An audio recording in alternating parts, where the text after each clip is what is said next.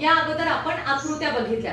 आकृत्यामध्ये पहिल्या आकृतीचा दुसऱ्या आकृती सोबत संबंध होता, तोच संबंध तिसऱ्या आकृतीचा चौथ्या आकृती सोबत होता. आता सेम आपल्याला काय बघायचे आहे, संख्या. यामध्ये दोन उदाहरणे आपण घेतलेली आहे. पहिल्या संख्येचा दुसऱ्या संख्येसोबत जो संबंध आहे तोच संबंध तिसऱ्या संख्येचा चौथ्या संख्येसोबत येणार आहे, चौथ्या पदासोबत येणार आहे. मग ते पद कोणतं आहे ते तुम्हाला दिलेल्या ऑप्शन मधून शोधायचंय. मग या ठिकाणी बघा इथे 5 आहे 25. कसं आलं रे, काय केलं असेल बरं इथे?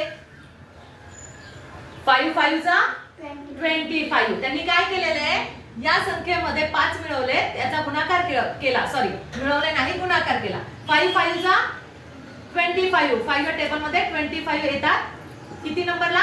5 नंबरला. मग इथे त्यांनी काय केलं असेल, ही संख्या त्याच संख्येमध्ये काय केली असेल, मल्टिप्लाय केली असेल, गुणाकार केला असेल. मग किती येणार? 7 7 चा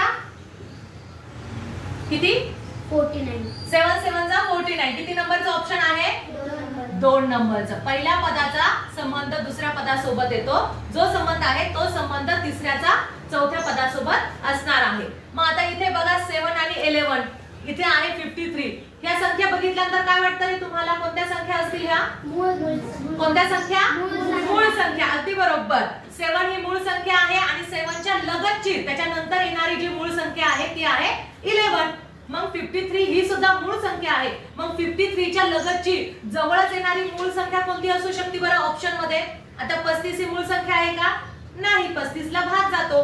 56 तिला सुद्धा भाग जातो. 59 ही मूळ संख्या आहे. 61 ही सुद्धा मूळ संख्या आहे. दोन ऑप्शन आले. मग कसं करणार? इथे जवळची ही मूळ संख्या आल्यानंतर त्याच्या नंतरची जी मूळ संख्या आहे ती बघायची आहे. 53 नंतर या संख्येमध्ये कोण जवळ येतं? कोण जवळ येतं?